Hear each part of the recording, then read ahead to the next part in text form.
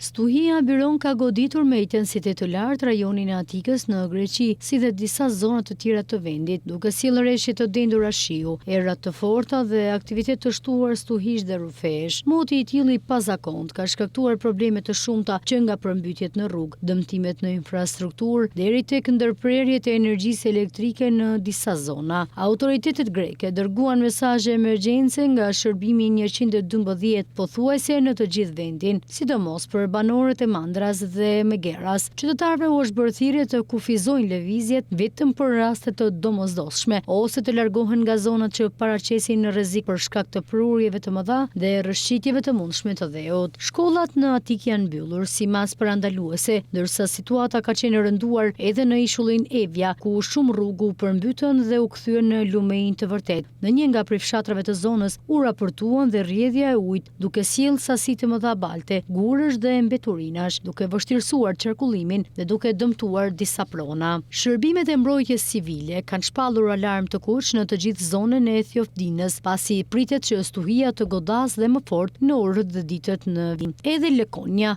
është përballur me probleme serioze, rrugë të përmbytura, banorë bllokuar në fshatra dhe dëme në infrastrukturë. Në disa raste, zjarfikësit janë detyruar të përdorin automjete speciale për të evakuar qytetarë dhe zona që rrezikoheshin nga uji i madh dhe kushtet e vështira të motit. Autoritetet greke u është bërë sërish thirrje qytetarëve që të ndjekin njoftimet zyrtare, të shmangin zonat me rrezik përmbytjeje dhe të qëndrojnë vigjilent derisa stuhia të kalojë plotësisht.